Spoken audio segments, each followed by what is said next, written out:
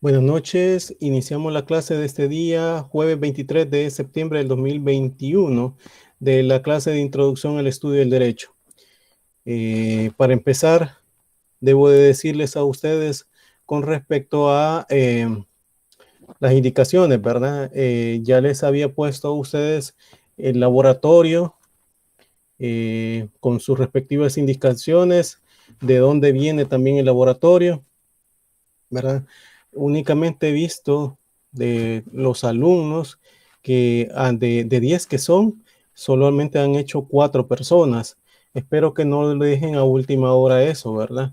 No está de más decirles que si tienen problemas, era de hacerlo o por lo menos verificar para que no tuvieran problemas a la hora de entrar al examen. Solamente eso decirles al principio, ¿verdad? De que deben de hacerlo de ese sentido, ¿verdad? Por otro lado, han visto ¿cómo que se llama? El examen, por ejemplo, Karina, y veo que ya lo hizo, pero las demás personas, por ejemplo, Nancy, Priscila, Profe, yo no lo he podido hacer porque me ha tocado bien pesado en el trabajo. no, pero mi pregunta es que no ha podido entrar, no ha tenido ningún problema, esa es mi pregunta. Sí, no, yo he podido entrar a la plataforma, solo que no he Ah, ok. podido pues, hacer el examen Ok, porque sí. no hay problema, yo solo le digo por lo de la plataforma, pues uno Ah, nunca sabe, ¿verdad? sí, Pero bueno, si usted dice que está todo bien, no hay problema. sí, primero Dios, Ok, no me vaya a dar con la hora de subir el examen, pero pues ok, esperaría que no, ¿verdad? Así ok, que otro ratito al finalizar la clase ya me quedo haciendo el parcial, el laboratorio, perdón. ok, Priscila. Sí. Lo mismo, Lick. En realidad no he podido entrar porque todo el día he estado en el trabajo y también, o sea, en la otra clase que llevo antes que es. Entonces pensaba hacerlo ahorita en la noche. Pero sí, siempre, gracias a Dios, he entrado a la plataforma, no hay problema. Entonces esperaría lo mismo, ¿verdad? Que esté bien. Ok, gracias, muy amable. Gracias, José. Bueno, ya que con eso, pues, porque van a ser las 6:35, son ya, ¿verdad? Habíamos hablado de la clase de anterior sobre las disciplinas jurídicas, las disciplinas jurídicas especiales, ¿verdad? Y habíamos hablado sobre ellas, ¿verdad? Sobre los derechos público, privado, que establecen siempre como disciplinas jurídicas nacionales o internas, ¿verdad? A la vez, habíamos dicho que dentro de ellas pueden haber una diversidad de materias en las cuales se han sido desarrolladas de acuerdo a cada una, ¿verdad? Y en este caso, pues, habíamos dicho que para el público podría ser como ejemplo el derecho constitucional, el administrativo, el penal y el procesal penal, ¿verdad? Perdón, penal y procesales, ¿verdad? En generales, porque ya hemos visto que las procesales son diversas, ¿verdad? Buenas noches, Marlene, ¿me logra ver y escuchar?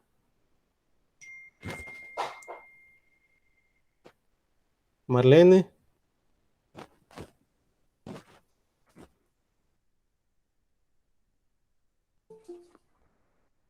no logra entrar, dice Marlene. Buenas noches, Rodolfo. Humberto, ¿me logra ver y escuchar? Correctamente, Lick. Ok, ha podido entrar a la plataforma, no ha tenido problemas. Fíjense que estaba entrando y ahora hace rato y no he tenido ningún problema. Ah, De vaya. hecho, no he hecho el laboratorio todavía porque el día de ayer estuvimos trabajando en un incendio, Lick, y hemos estado por ahí recuperando energía, pero en el turno de las 8 lo voy a hacer. Por favor, porque este día se termina el tiempo, el espacio para ese examen, ¿verdad? La cuestión es que no se le vaya a pasar. Sí, correcto, Lick. Ujú. Bueno, Muchísimas gracias. ok. Entonces, siguiendo con la clase, como habíamos dicho, ¿verdad? Habíamos hablado siempre sobre esas disciplinas, ¿verdad? Jurídicas, nacionales e internas, y le había dicho que dentro del público pueden haber la constitucional, la administrativa, ¿verdad? Como ejemplo, penal y las procesales, aunque procesales a término general, ¿verdad? Porque las procesales, ustedes saben que eh, se establecen para todas las materias, ¿verdad? Entonces, a partir de eso, vemos que están dentro de ellas. También habíamos hablado que en el derecho privado están las civiles, las mercantiles, ¿verdad? Que también se desarrollan como una disciplina jurídica, ¿verdad? A la vez, habíamos visto que las disciplinas jurídicas externas o internacionales también se establecía a manera de ejemplo el derecho internacional público y el derecho internacional privado. Habíamos visto también que dentro de ella, de ese derecho internacional público, estaba como ejemplo, a medida de ejemplo, el administrativo internacional y el penal internacional, ¿verdad? Estas ustedes en su momento en el derecho que corresponde, que sería para el caso de derecho internacional público que tendrían que ver como materia, ¿verdad? Y en todo caso, también el internacional privado, van a ver como los supuestos para los cuales ustedes pues pueden tomar en cuenta sobre las materias, sobre los instrumentos internacionales que se han desarrollado con respecto a esta misma materia, ¿verdad? Entonces, asimismo habíamos visto también con el derecho privado, internacional privado, ¿verdad? Y nos habíamos quedado con las disciplinas jurídicas auxiliares sociológicas, ¿verdad? Que están las sociológicas del derecho, la historia del derecho y el derecho comparado que establecía. Y sobre eso, pues vemos que nos habíamos quedado, ¿verdad? A raíz de esa situación, pues continuamos. No sé si hay preguntas hasta este momento sobre eso, si no, pues inicio la clase sobre este tema. ¿Hay preguntas hasta este momento? No No, los escucho. licenciado. Ok, bueno, cuando hablamos sobre las disciplinas jurídicas auxiliares, ¿verdad? Que vemos en ellas, pues a estas pues se les da el nombre a las que ayudan al jurista en sus estudios acerca del derecho, ¿va? Y así lo he puesto en las diapositivas, si ustedes se fijan, ¿verdad? Que, que es ese concepto que se dan a esas disciplinas jurídicas auxiliares. Ahora bien, dentro de ellas, pues podrán discutirse si la última representa el conjunto de alguna manera, el conjunto de las ciencias sociales particulares o en todo caso, pues si es una disciplina diferente a ellas. Pero en todo caso deberá admitirse que pertenece al grupo de las ciencias que en una o en otra forma tratan de explicar los fenómenos que engendra la vida común. Para entender en qué consiste el objeto y el método de la sociología jurídica, es necesario aludir en primer término a la disciplina general de que aquella, al menos según la opinión preponderante, forma parte. En su sentido más amplio, podemos decir que pueden decidirse que la sociología general se ocupa del hecho de la sociabilidad, ¿verdad? Del hombre como un modo de su ser y su existencia. En ese sentido, su atención se dirige a las distintas formas de socialización, o dicho en otras palabras, a las distintas maneras en que los hombres aparecen agrupados o meramente relacionados, y trata de explicar cómo unos u otros medios las causas, manifestaciones y consecuencias de esos agregados y relaciones humanas, ¿verdad? En ese sentido, trata de explicarlos. Se suele considerar como fundadores de la sociología al filósofo francés Augusto Comte, que hablaba sobre esta ciencia, ¿verdad?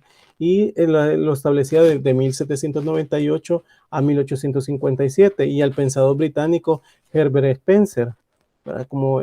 En él, pues, de 1820 a 1903, cuando ¿cómo se llama? Augusto Comte se debe pues la creación del neologismo, ¿verdad? Que sirve de nombre a dicha disciplina, pues la palabra en sí que se compone de los vocablos socios y logos que se habla y tratado, ¿va? Apareció por primera vez en su forma francesa, Sociology, ¿verdad? En el cuarto volumen de la obra de Augusto Comte, cuando hablaba del curso de la filosofía positiva, y esta fue publicada en 1873. El contenido temático de esta nueva ciencia sería el estudio desde un punto de vista positivista de todas las leyes fundamentales de los fenómenos sociales, ¿verdad? En contraste con los fenómenos del mundo inorgánico o físico y orgánico o biológico que se establecía, ¿verdad? Augusto Comte consideraba a la sociología como una ciencia nueva, cuyo objeto de estudio está constituido por los fenómenos sociales y cuyo método de trabajo en nada debe de distinguirse del empírico inductivo que emplean los investigadores de la naturaleza. Esto pues al fin de incluir la nueva disciplina dentro del cuadro general del conocimiento, de los conocimientos humanos. Principió, ¿verdad? El Comte por elaborar su famosa clasificación serial, ¿va? En ella aparecía agrupadas por orden de complejidad creciente y generalidad decrecientes las diversas disciplinas científicas desde la matemática, pasando por la astronomía y la filosofía, hasta la química, la biología y la sociología. Esta ordenación se basa en el supuesto de que es imposible reducir todos los conocimientos científicos a una disciplina unitaria. En cuanto cada una de las ciencias estudia un grupo especial de fenómenos, dotado de las leyes propias y por ende irreductibles. Es cierto que cada ciencia puede utilizar y aplicar los principios de las que proceden en la serie, ¿verdad? Pero su objeto fundamental estriba en descubrir y sistematizar sus propias leyes, pues, como la sociología que se halla en el cúspide de la clasificación comtiana, ¿verdad?, que resulta ser a un tiempo lo más complejo y menos general de la disciplina científica, en tanto que la matemática, que ocupa el primer sitio, es de máxima generalidad y de complejidad mínima, ¿verdad? Las obras de los fundadores de la nueva ciencia, especialmente las de Comte y Spencer, tuvieron de acuerdo con las amplias finalidades atribuidas por ellos a la sociología general, que era el carácter enciclopédico.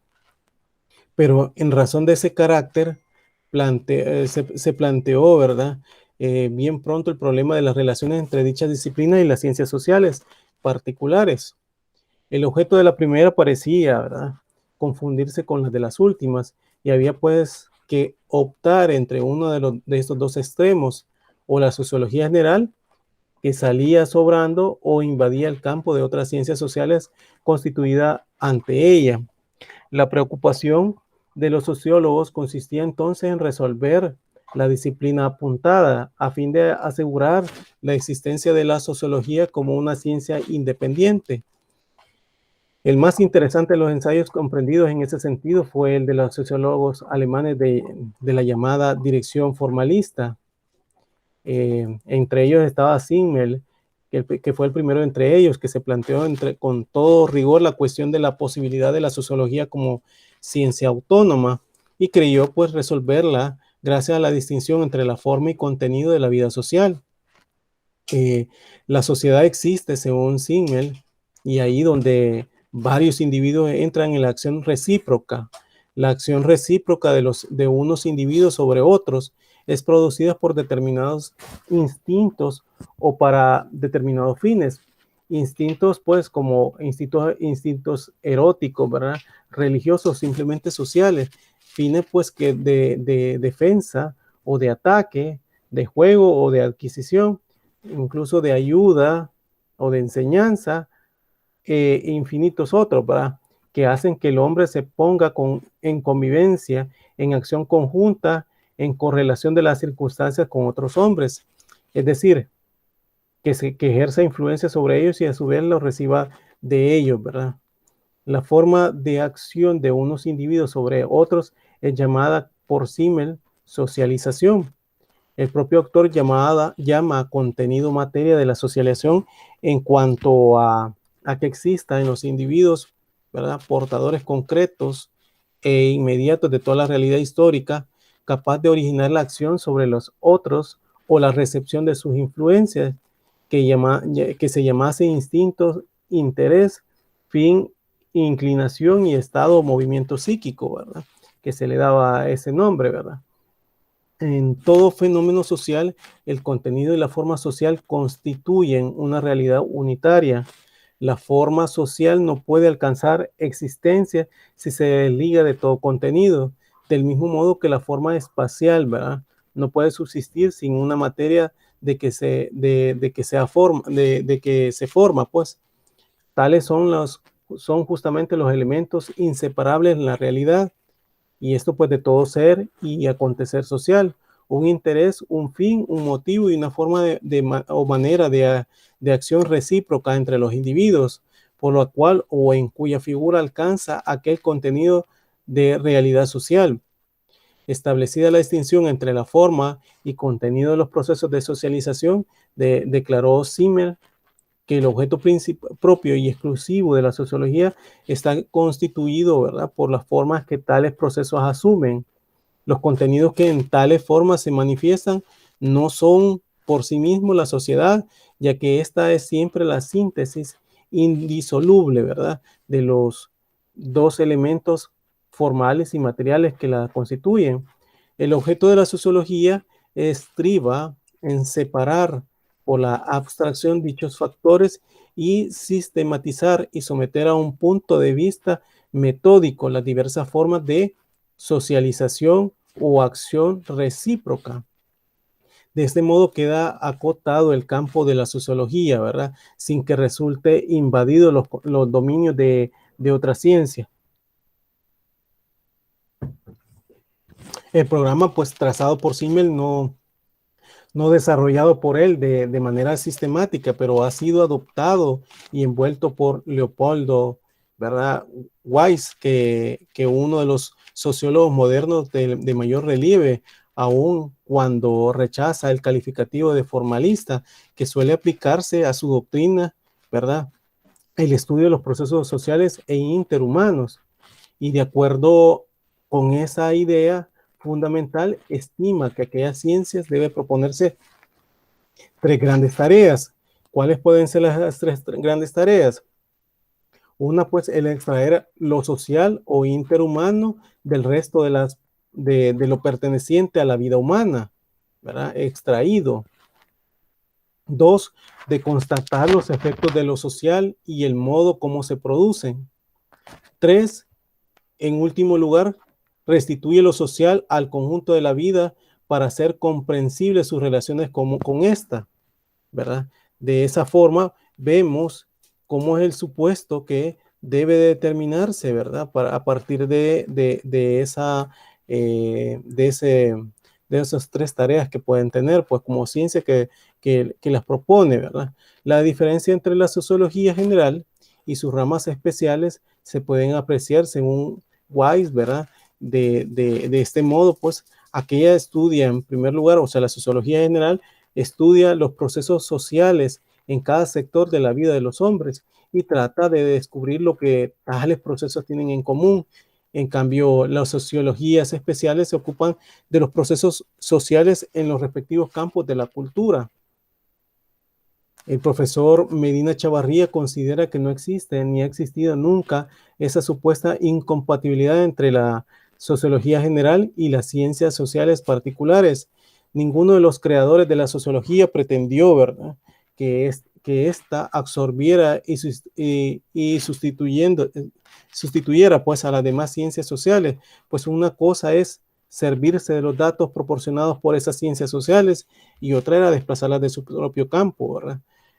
Para destruir esa aparente incompatibilidad, basta con tener en cuenta que la sociología general puede ser perfectamente concebida como una ciencia sintética, que a menudo utiliza los resultados de las sociologías especiales, pero sin desplazarlas ni invadir el área que les corresponde. Además, los conceptos sociológicos básicos y en primer término, el de la social, ¿verdad?, el de lo social, quedan fuera de la órbita de las sociologías especiales. La prueba está en que sus resultados supuestos válidos aparecen aislados y sin conexión entre sí, por tanto, sin fructificarse, ¿verdad?, recíprocamente.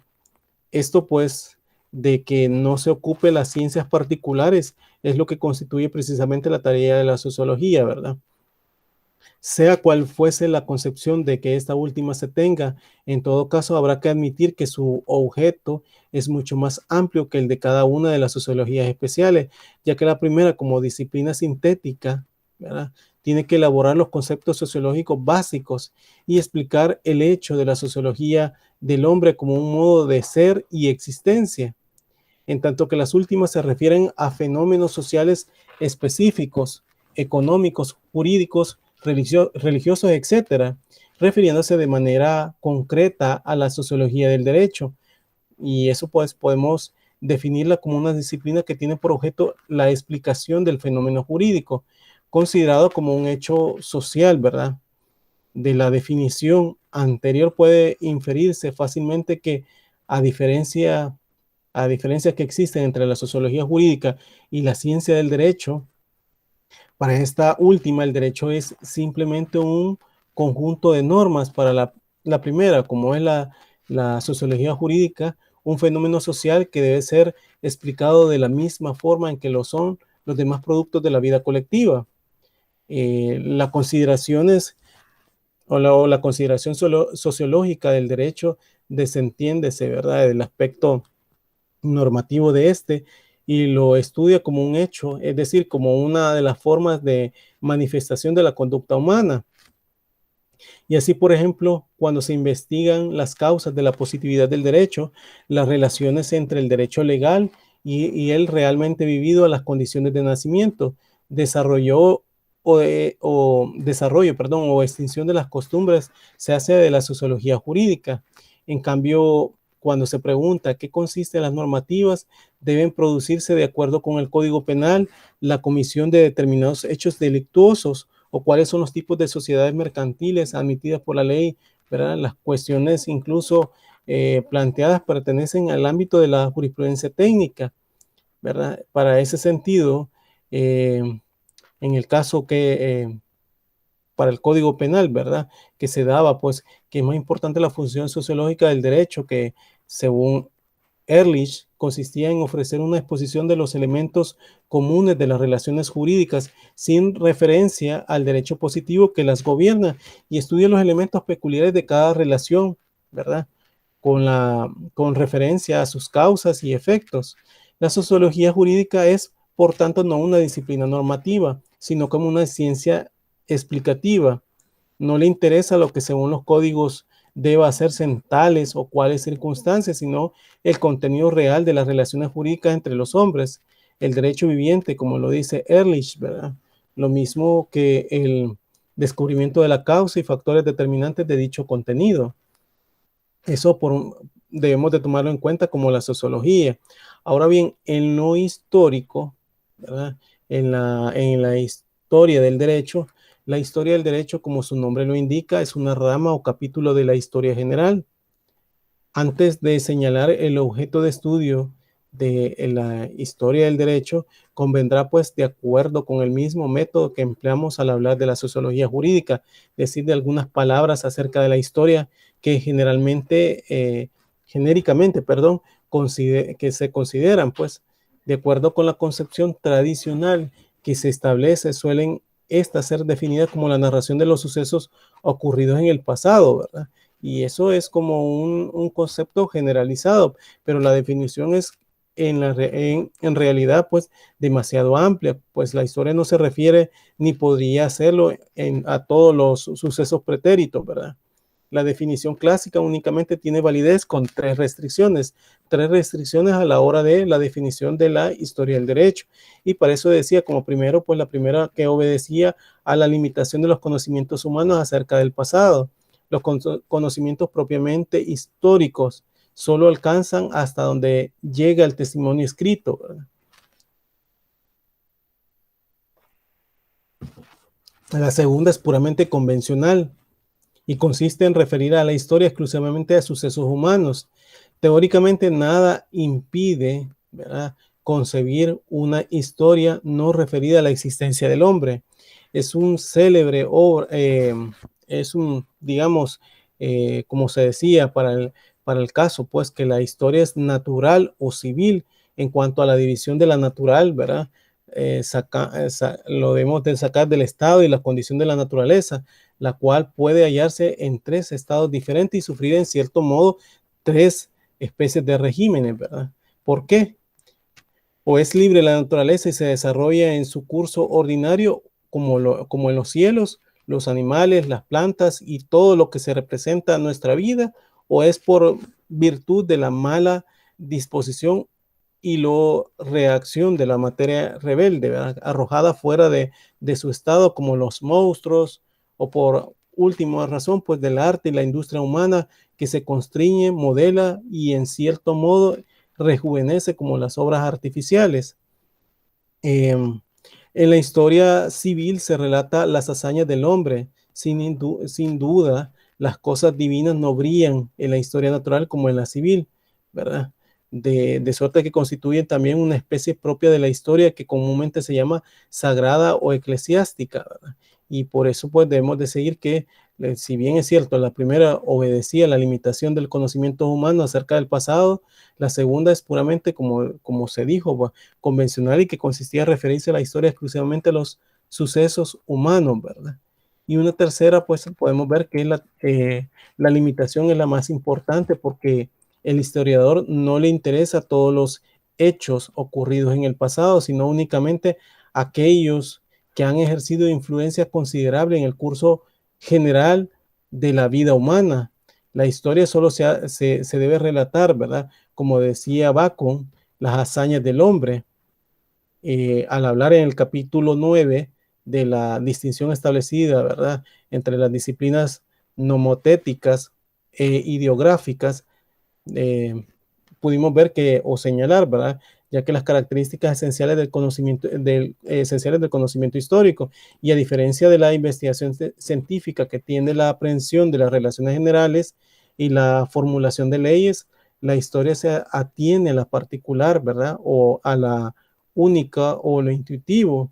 Esto pues en tanto que la ciencia estudia lo que se repite universalmente, lo que es una vez y más veces, y siempre la historia se refiere a lo único, a lo que nunca vuelve a ser como fue. En tanto que las ciencias son dueñas del tiempo y para prever del futuro se desarrollan, y la historia, ¿verdad?, pone su mirada en el pasado y solo el pasado investiga y a él se contrae, ¿verdad? Los hechos históricos ofrecen, ¿verdad?, tres características esenciales a saber, como puede ser la preteridad, la unicidad e individualidad. Cuando hablamos de la preteridad, ¿verdad?, en cuanto no hay historia del presente ni el futuro. La unicidad en cuanto los hechos históricos no se repiten, ¿verdad? Y la individualidad es en cuanto la historia no se interesa por lo que los hechos pasados tienen en común, sino exclusivamente por los que a ellos hay diversas irreductibles de único, ¿verdad? Esto pues lo vemos en la práctica con estas situaciones, incluso hasta para la creación de normas, ¿verdad? ¿Se acuerdan cuando les estuve hablando yo a ustedes de que para la creación de hechos, ¿verdad? Incluso hasta el, ¿cómo que se llama? Para aspectos meramente de una decisión es tan importante la trascendencia, incluso hasta para la competencia. ¿Se acuerdan cuando les decía yo de la ley del nombre con respecto a que la ley del nombre inició o fue creada en 1989 y con ella pues a finales de 1989 y con ella pues de alguna manera se le dio la competencia a los juzgados de lo civil que conocieran ese tipo de causas?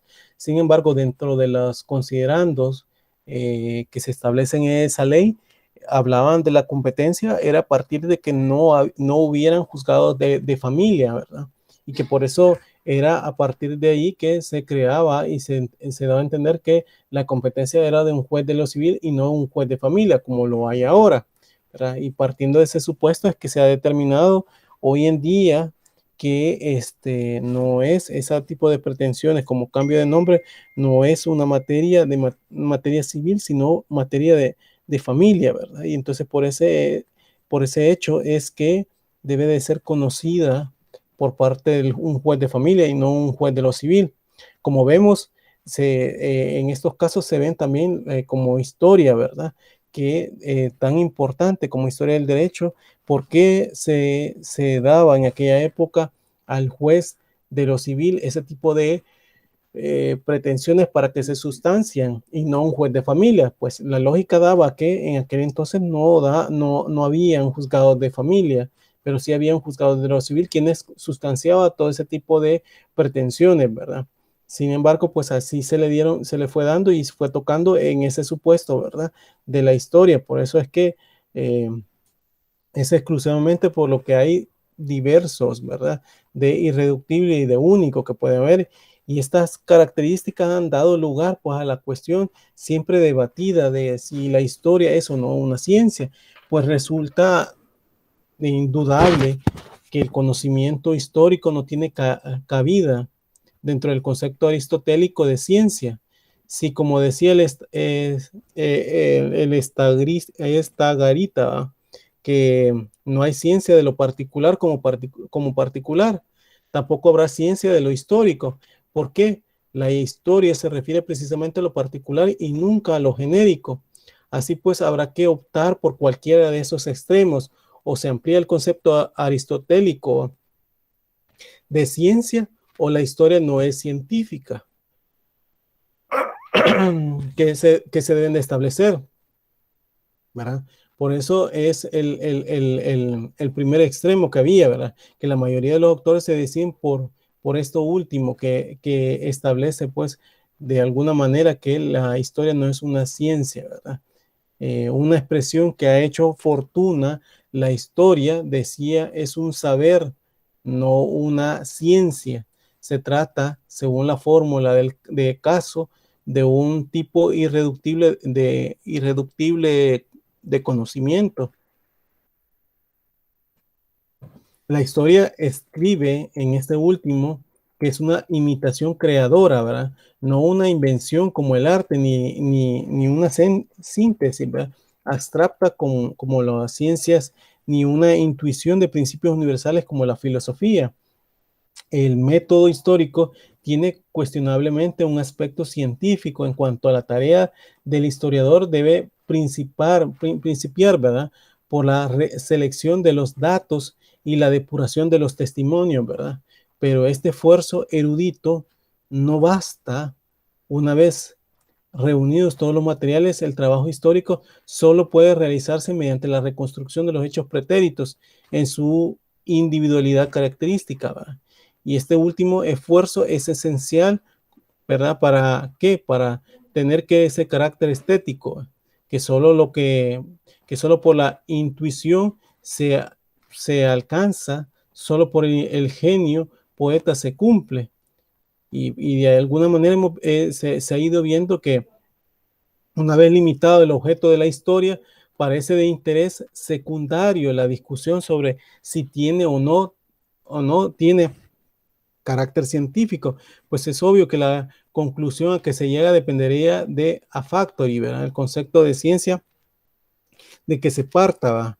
Y si volvemos a la historia del derecho, podemos decir que es una disciplina cuyo objeto consiste en el conocimiento de los sistemas jurídicos del pasado, al referirse pues a los hechos de épocas pretéritas.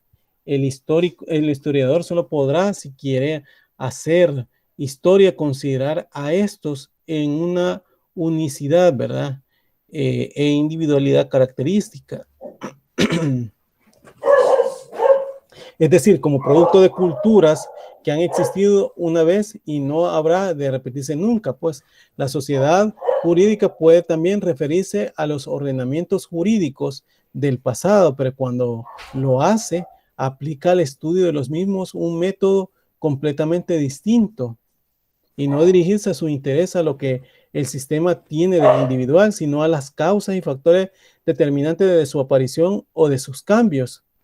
La historia del derecho nos pondrá de manifiesto los acontecimientos de producción y modificación del derecho en su propia individualidad, ¿verdad? Real, y que se ofrecerá, ¿verdad? De alguna manera, pues, el desenvolvimiento del derecho encajado en el resto de los hechos históricos.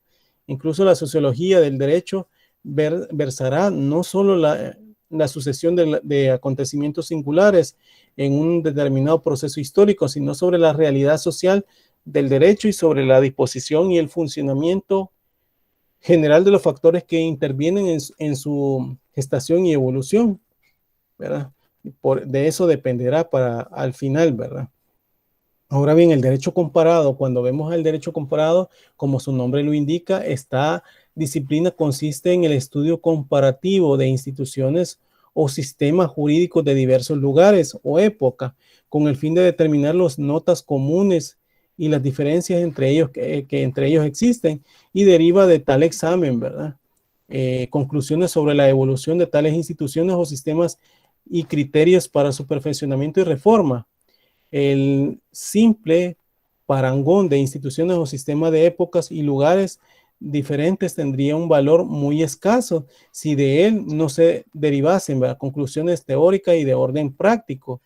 El examen comparativo de derechos o de instituciones jurídicas distintos deben comprenderse, ¿verdad?, con las siguientes finalidades. Es decir, primero, pues, dar al estudioso una orientación acerca del derecho de otros países, ¿verdad? Cómo se regula esa situación, ¿verdad?, acá y cómo se regula esa situación en otro país, ¿verdad? Y si difiere de una u otra forma, ¿verdad?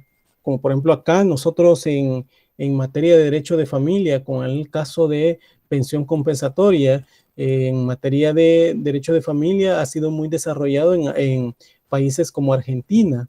Y Argentina ha dado aspectos incluso para situaciones propias, ¿verdad? De situaciones que van dando más allá, pues, de los conceptos de instituciones que se establecen, ¿verdad? Y ahí, pues, se desarrollan y al final, pues, nosotros traemos incluso hasta México, ¿verdad? Conceptos propios que nos pudiesen de alguna manera delimitar, pues, como nuestra sociedad con la legislación que de alguna manera está en nuestro país. Pero es a partir de ese estudio de orientación acerca del derecho de otros países que se determina. Y eso sería como una de las finalidades que pueden tomarse a raíz de ese examen comparativo de derechos o de instituciones jurídicas que se deben, distinto obviamente, que se deben de emprenderse, ¿verdad? Ahora bien, una segunda podemos determinar los elementos comunes y fundamentales de las instituciones jurídicas y señalar el sentido de la evolución de estas, ¿verdad? Cómo evolucionan cada una en su mejor sentido. Una tercera sería crear un instrumento adecuado para futuras reformas, ¿verdad?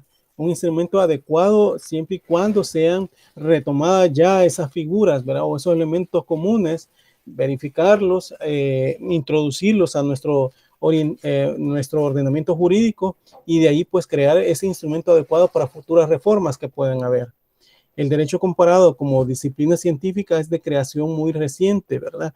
Y sus primeros gérmenes, por decirlo así, aparecen en el curso del siglo pasado, que solo alcanzaban, ¿verdad?, a desarrollarse conforme se debilitaban la denominación y el prestigio de las escuelas exegéticas, ¿verdad? Entonces, en ese sentido, pues, de alguna manera se entendió que el nacimiento efectivo del derecho comparado data de un Congreso Internacional de Derecho Comparado que se reunió en París en el año de 1900, ¿verdad?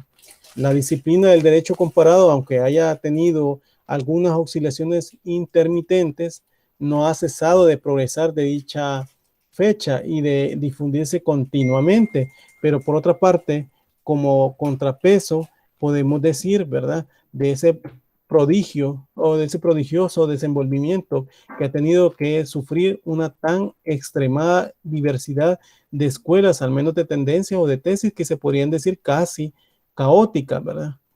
Entonces, se ha ido, pues, o se ha emprendido un interesante ensayo de la clasificación de esas diversas tendencias.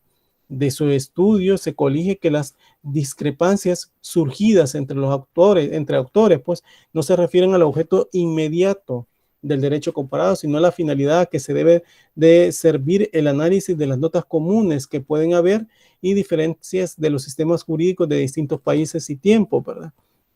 Así vemos que el objeto inmediato de la disciplina queda indicado en la definición propuesta la definición propuesta, ¿va? Es decir, el derecho comparado consiste en comprobar positivamente por medios determinados y con un objeto fijo, ¿verdad?, lo que hay de particular y lo que hay en común entre dos o varios derechos nacionales y supranacionales que pueden haber, tomados en el más amplio sentido de la palabra. Pero las divergencias, ¿verdad?, principian apenas se tratan de inquirir cuál es el objeto fijo, ¿verdad?, o dicho mejor, cuál es el fin a que tienden o debe entender el establecimiento de las semejanzas y diferencias entre dos o más derechos. las diversas finalidades asignadas a las citadas disciplinas por las escuelas y tendencias más importantes pueden incluso resumirse pues en las siguientes supuestos, como cuáles, ¿verdad? En las tres, como que podemos decir, en primer lugar, como investigar la esencia del derecho y las leyes o ritmo de su evolución. Dos, podemos investigar el mismo derecho positivo, ya sea comparando diversos sistemas jurídicos, distintos grupos de sistemas o diferentes conceptos jurídicos ordenados por categoría. Tres, hacer efectivos los progresos, ¿verdad?, del derecho positivo. En lo que se toca a la extensión concedida al objeto del derecho comparado y el método comparativo, se establece clasificaciones, y la primera podemos decir que la primera clasificación que se hace desde el punto de vista de las ramas del derecho, a que se ha de aplicarse el método comparativo. Para algunos autores, todas ellas pueden formar indistintamente el objeto del derecho comparado, ¿verdad? Otras piensan que si no se limita el objeto de esta a ciertos campos, es necesario emprender estudios distintos en relación con cada materia. Una segunda, podemos ver que una segunda clasificación que se establece según que se limita la comparación a legislaciones de tendencias similares o se extiendan a sistemas de tipos diferentes. Una tercera clasificación consiste en dividir las escuelas o tendencias, el grupo de la que entienden a la comparación de las legislaciones, digamos, en su conjunto, y el de las que se preocupan solamente por la comparación de determinadas materias. Una cuarta podemos establecer, ¿verdad?, también, que consiste en agrupar por una parte las tendencias o escuelas que estudian únicamente las relaciones jurídicas internas y por otra pues las que consideran a un tiempo las internas y las externas que pueden haber, o sea, tratados, legislaciones internas de nosotros, ¿verdad? Algunos autores estiman que las comparación debe limitarse a las legislaciones de diferentes países y épocas.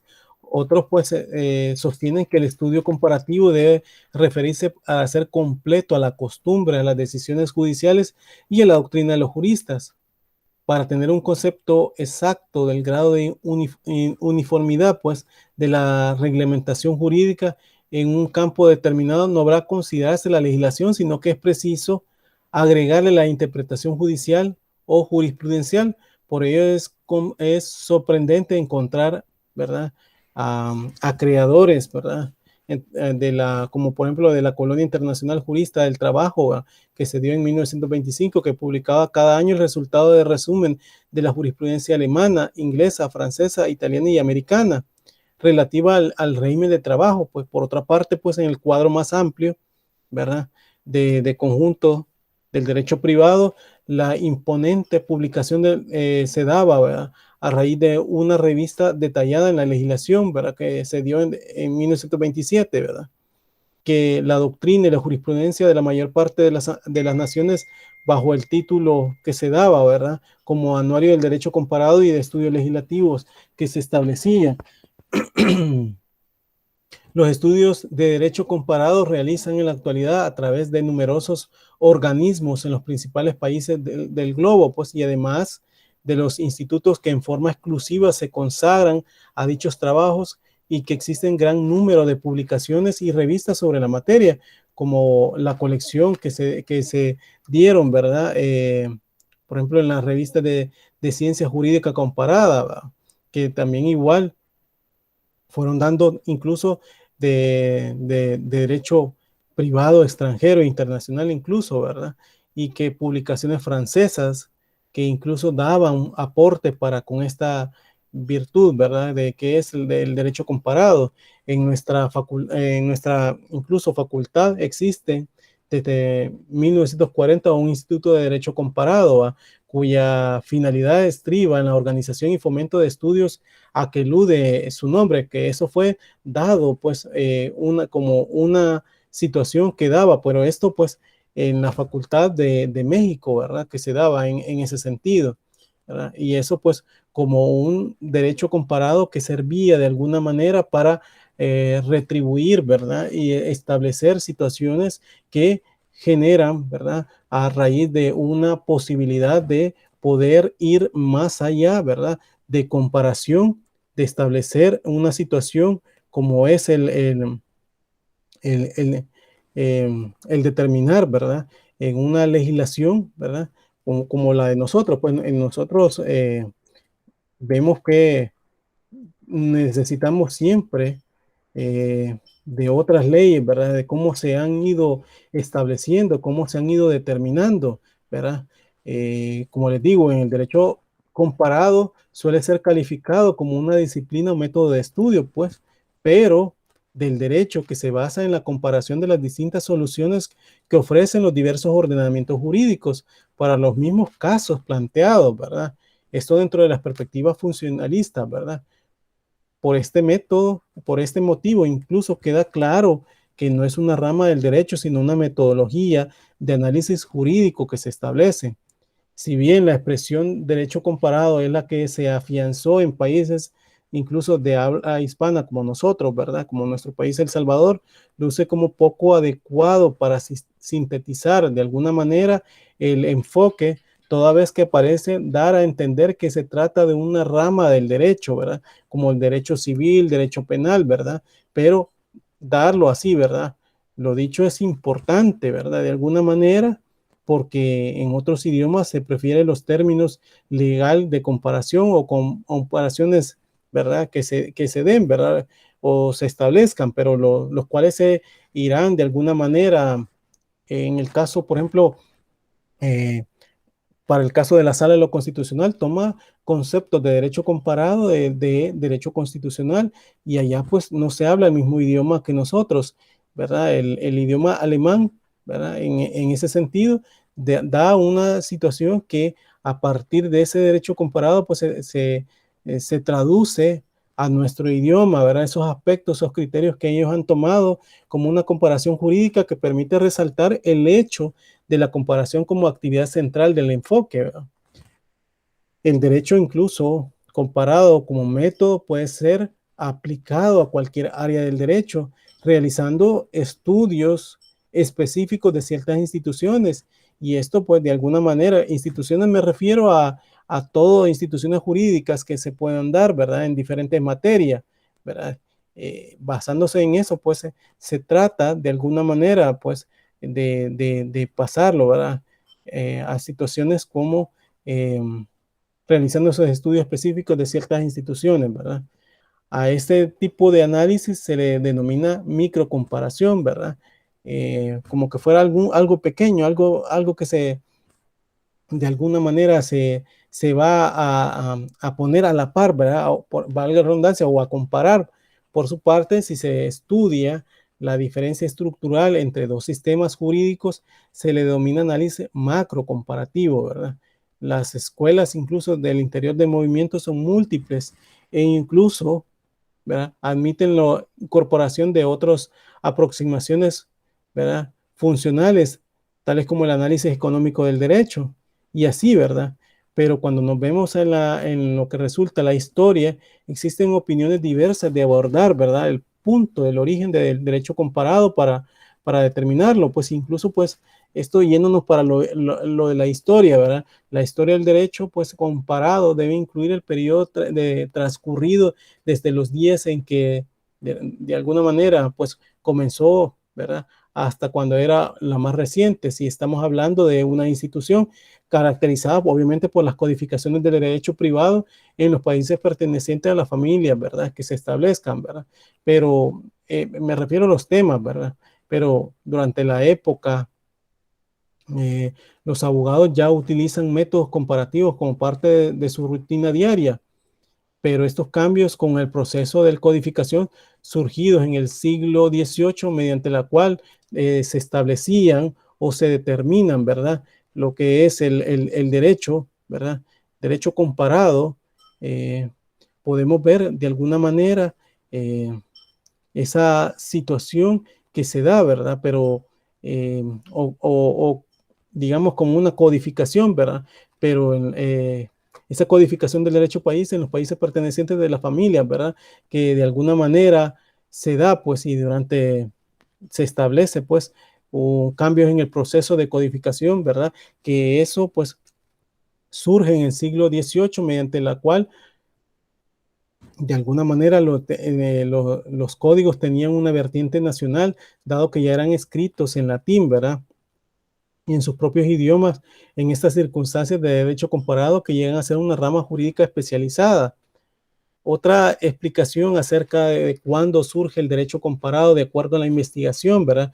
Que se realiza el contenido en el libro, ¿verdad? Que se establece, donde se expone en el siglo XIX, es cuando se despierta un gran interés por el derecho extranjero y por su comparación con el derecho nacional.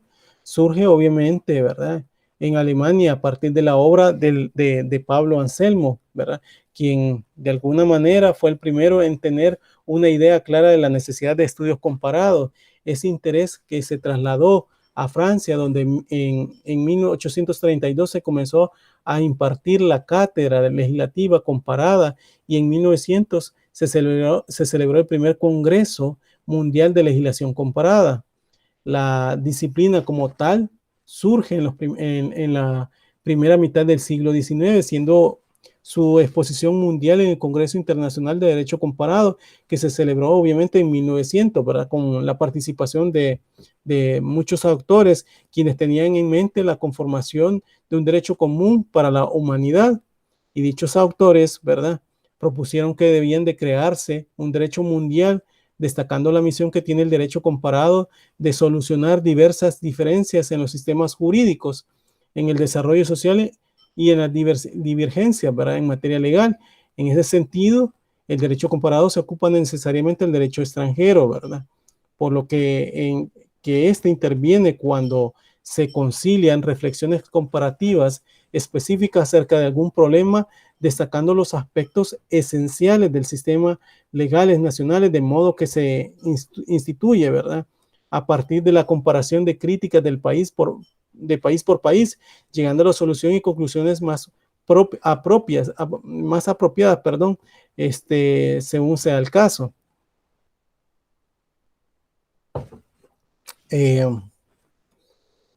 Podemos decir que finalmente que se da formación de grandes institutos de derecho comparado que se dan, ¿verdad?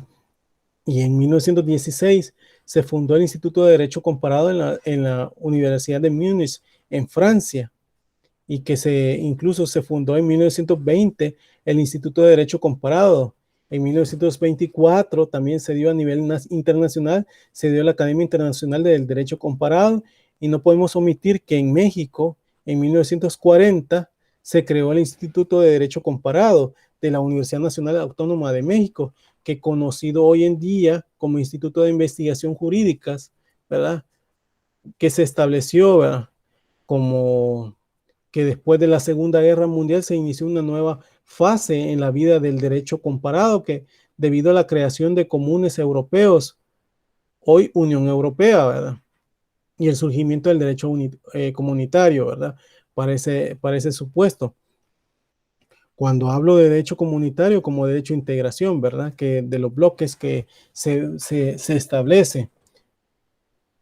Hay razones importantes para establecer el derecho comparado, y una de ellas podemos decir que la primera razón se debe al aumento extraordinario de los intercambios económicos personales, culturales entre las naciones, con el incremento de relaciones jurídicas a nivel transnacional.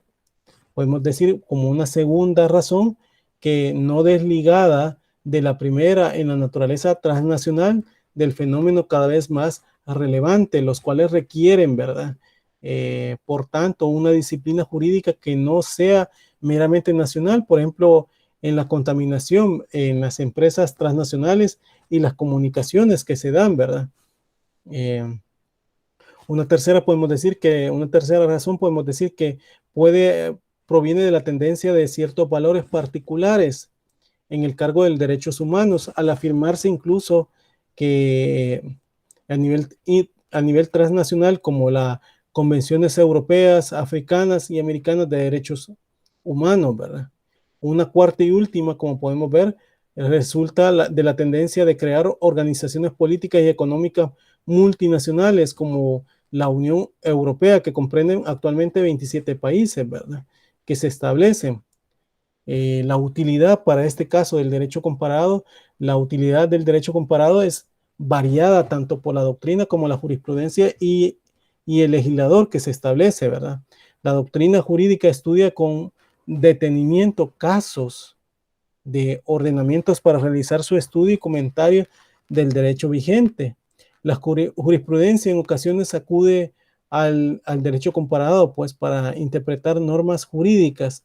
En ese sentido, se trata de aplicar una analogía amplia, ¿verdad?, a nivel internacional para interpretar la ley interna. El legislador, pues, suele tomarse ideas y modelos del exterior para implementarlos a nuevas leyes que buscan incluso solucionar problemas que se plantean localmente y pueden ser categóricamente, ¿verdad?, o categorizados como la recopilación de información para hacer comparaciones y tal labor penal, mercantil y civil que se establece, ¿verdad?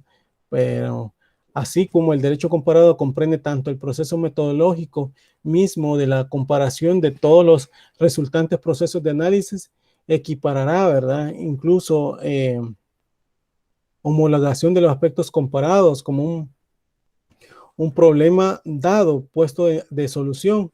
Actualmente, el interés del derecho comparado rebasa el ámbito meramente académico y se extienden hacia horizontes prácticos, ¿verdad? Por eso podemos afirmar categóricamente que sus fines como derecho comparado es la unificación del derecho, sobre todo en materia comercial a través de el comercio internacional. Se habla de unificaciones jurídicas y también de armonización. Como ven, pues este aspecto incluso cuando nos vamos a realizar actos jurídicos, como por ejemplo una contratación de unos servicios como pueden ser en Claro, ¿verdad?, o en cualquier telefonía, de alguna manera da esa situación que incluso se determina, ¿verdad?, para establecerlo, ¿verdad? Pero esa situación de armonización, ¿verdad?, para ver de unificación, pues a través incluso, pues como fin, ¿verdad?, de materia comercial a través del comercio internacional, que se habla de unificación jurídica y también de armonización, ¿va? También vemos que de alguna manera el entendido internacional, porque se hace comprender la razón de ser de las normas en los distintos estados, ¿verdad? Por lo cual es necesario precisar, ¿verdad?, que los diplomáticos sean formados además en derecho comparado. De lo contrario, pues sería compleja la aplicación de las convenciones internacionales entre los diferentes sujetos del derecho internacional. Un mejor conocimiento del derecho nacional, es decir, que utilizado el método comparativo puede estudiar con mayor detalle los defectos legislativos y los asientos legislativos para que poder de alguna manera solventar esa situación y pues superarlo en el evento si somos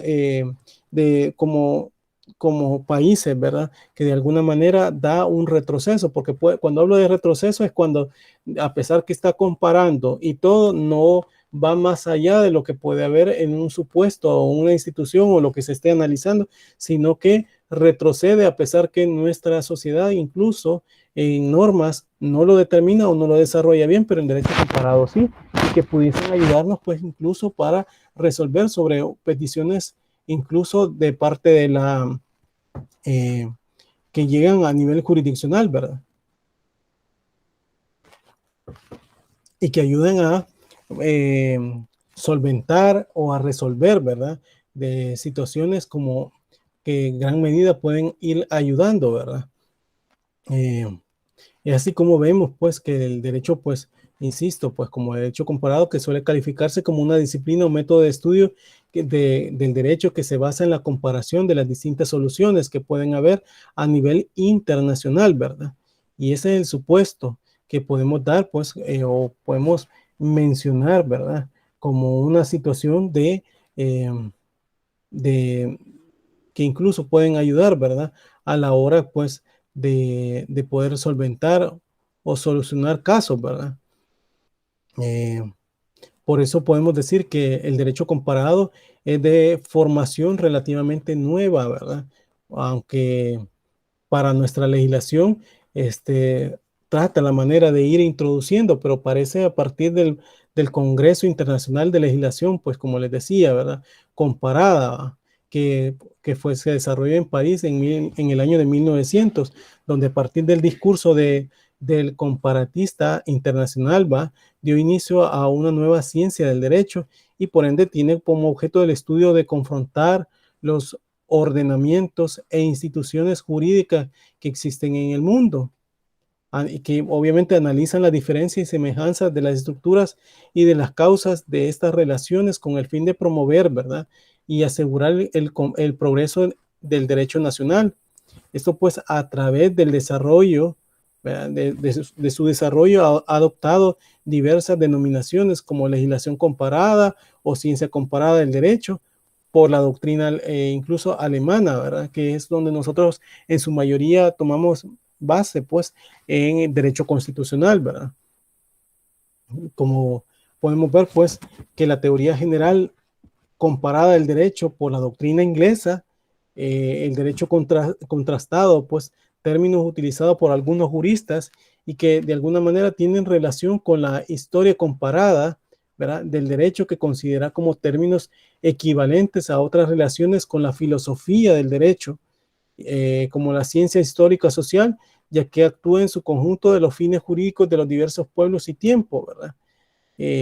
Esa situación, pues, como les repito, o sea, dio lugar incluso, pues, que el origen, a pesar de ese derecho comparado, el origen es el hombre y su necesidad de relacionarse, lo que ha guiado a unos conocimientos mutuos que ha ido acentuándose en el surgimiento de las raciones, ¿verdad? Y la creciente intensificación, ¿verdad? De las relaciones entre ellos, que nos referimos al tráfico jurídico internacional como disciplina autónoma que nace en 1900 en París, donde se celebró el primer Congreso Internacional de Derecho Comparado, como les dije, ¿verdad? Por la Sociedad incluso de Legislación Comparada que se fundaba en París en 1869. En este congreso pues participaron ilustres juristas de diversos países, ¿verdad? Que destacándose, ¿verdad? Muchos que quienes hicieron un informe sobre el surgimiento de la nueva disciplina que surge del Congreso de carácter autónomo y que también son de destacar pues su función, ¿verdad? Para determinarse, ¿verdad? Esa formación de la sociedad, sus miembros de alguna manera asumen una concepción universalista del derecho comparado que teniendo con fin, ¿verdad? Buscar más allá de las razones, de las raíces de la vida jurídica universal, es decir, del derecho mundial, ¿verdad? Del siglo XX, de tal forma que su objetivo era lograr un derecho común en toda la humanidad, y de alguna manera esta meta soñada fue imposible, generando que se delimite, ¿verdad? El contenido del derecho comparado, que busca otra finalidad o a negarle, ¿verdad? Su carácter de ciencia por carecer de objetos, dejándolo como simple método comparativo. Esto pues, debo decir que incluso a raíz incluso de la Segunda Guerra Mundial surgió el interés de impulsar el derecho comparado, ¿verdad? Del derecho comparado en Europa y en Estados Unidos, donde se establecían centros de estudios comparativos, apareciendo la labor científica, ¿verdad? Y en 1950, no es para dejarlo de lado, pues, pero en 1950 la UNESCO propone el desarrollo en el mundo de los estudios del derecho comparado para una buena comprensión internacional. En México ha tenido un gran impulso, ¿verdad? Pero de alguna manera hubieron juristas, ¿verdad? Que fueron hablando sobre esa situación, ¿verdad? Como es el derecho comparado en México, ¿verdad? En Argentina, incluso la Asociación Argentina de Derecho Comparado emite 2 publicaciones, ¿verdad? El anuario del derecho comparado y el anuario de filosofía jurídica y social. Y en Brasil también se crea el Instituto Brasileño de Derecho Comparado. En Perú vemos, ¿verdad? Cómo se creó el Instituto de Derecho Comparado, que el mismo solo tuvo una duración de 3 meses, pero se creó y se estableció como un derecho comparado, ¿verdad? Para determinar esa situación. El derecho comparado, como les he dicho, ¿verdad? Se convierte en el alcance y razón de las legislaciones en cuanto a sus diferencias y posibilidades de acercamiento que existen entre los diversos sistemas jurídicos. Pero esto permite incluso la armonización, ¿verdad? y unificación progresiva del derecho, como ya se viene dando en algunas áreas del derecho, pues, como por ejemplo derechos humanos, derechos del medio ambiente, derecho marítimo, derecho internacional, que son derechos de comercio internacional incluso, derecho internacional privado, entre otras, que permiten de alguna manera obtener una idea satisfactoria de la institución que desea conocer o de los sistemas de ordenamiento jurídico que se afrontan o bien del derecho en general, ¿verdad? Para dar esa situación, esa continuidad de situaciones pues a la hora de hacer ese derecho comparado, ¿verdad? Si hay alguna pregunta hasta este momento, ¿verdad? De lo que hemos hablado de esta noche, ¿verdad? Sobre lo mismo. No sé si les queda claro, pues, la situación como esa disciplina jurídica auxiliar, ¿verdad? A raíz de esa situación, ¿verdad? De lo que pueden haberse, pues, entre la historia, la sociología, ¿verdad? La sociología, la historia del derecho, el derecho comparado, pues, a la hora de establecerse y de determinarse esa situación, ¿verdad? No sé si hay alguna pregunta. Si no, pues, si no hay ninguna pregunta, solo me deja, pues, decirles que entre ustedes, pues, que salgan bien de su examen, ¿verdad? Porque este laboratorio es necesario, pues, que salgan bien, ¿verdad? Y lo que vemos de a partir ahora, lo del examen, pero necesito que por favor realicen, ¿verdad? Que salgan más de esas 4 personas que lo han hecho de los 10 que son inscritos en esa materia, ¿verdad? Bueno, si no hay preguntas hasta esta hora, pues me despido de ustedes, los vuelvo a ver el martes, ¿verdad? Pero necesito saber si hay preguntas. Si no, pues me despido de ustedes. Buenas noches y feliz fin de semana si no la hay, ¿verdad?